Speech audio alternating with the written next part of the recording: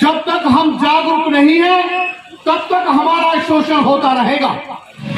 पूरे देश में सर्वे कीजिए, आपकी लड़ाई कौन लड़ रहा है, आपके अधिकारों के लिए सड़क से संसद तक कौन लड़ रहा है, तो एक ही नाम नजर आता है, भाई चंद्रशेखर आजाद। मेरे बारे में कुछ भी सोच सकते हैं, कैसा भी सोच सकते हैं, मैं किसी का यहाँ पर पक्ष रखने नहीं आया, मैं किसी की गुलामी करने नहीं आया, मैं अपने समाज को जगाने के लिए आया हूँ।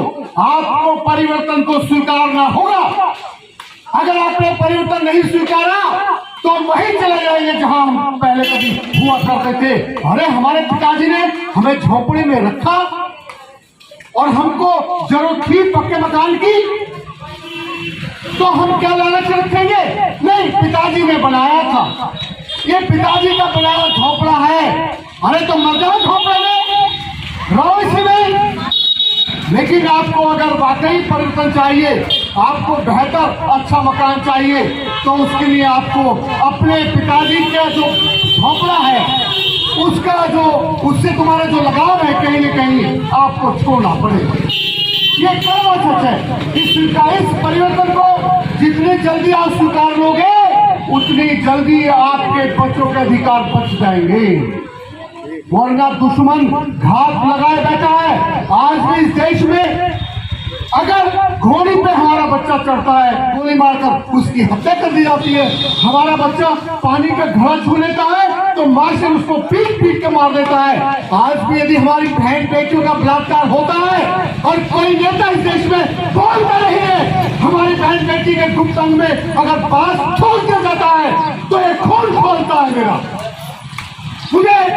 मैं मुंबई में था 4 साल, मैं वहां नौकरी कर रहा था, लेकिन मैं खुश नहीं था। मुझे दर्द होता था, उमेश तू कर सकता है, तू लोगों को जगा सकता है, और तू ही नौकरी करता करता मर जाएगा तो कुत्ते नहीं पूछेंगे योद्धा मरा, घर में तो किसी ने नहीं पूछा।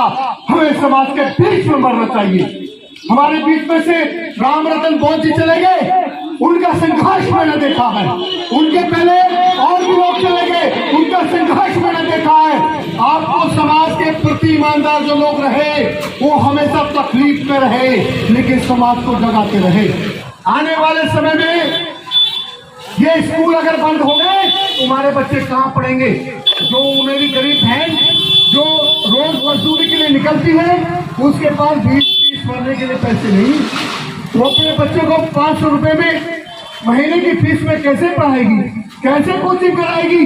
अरे इन सरकारी स्कूलों से पढ़ लिख कर हमारे लोग IAS बने थे, डॉक्टर बने थे, अधिकारी बने थे, और जब उनको लगा ये डॉक्टर बन रहे हैं प्राइमरी स्कूलों से निकलकर, तो प्राइमरी इन्होंने निजीकरण को बढ़ावा दिया, प्राइवेट स्कूल खोले।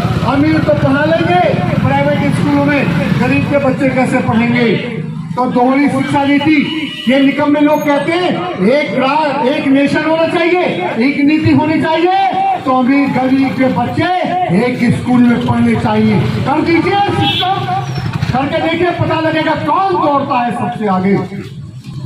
इसकी आवाज कोई नहीं उठाता। निकम्मे भरवे लोग इस देश में धर्म के नाम पर देशवासियों को लड़ाना चाहते हैं, जाति के नाम पर लड़ाना चाहते हैं, लेकिन मुद्दे की बात नहीं होती, रोजगार की बात नहीं होती, समाज शिक्षा की बात नहीं होती, संविधान की बात नहीं होती, समता स्वतंत्रता बंधुता की बात नहीं होती, भाईचारे की बात नहीं होती। अगर भाईचारे की वकालत कोई करता है तो पूरे देश में देख लेना, आप उठाकर आप ही लोग हैं जो इस देश में दुश्मन के साथ सीना तान के खड़े, बाकी सब लोग पिछवाड़े में घुस गए। बोलती बंद सबकी, लेकिन आपके उमेश की बोलती बंद नहीं है, भाई चंद्रशेखर की बोलती बंद नहीं है। बोल रहे हैं लोग, आपके बच्चे हैं, इनको आपने सपोर्ट नहीं किया तो आने वाले समय में फिर हमारे जैसे बच्चे पैदा नहीं होंगे समाज में।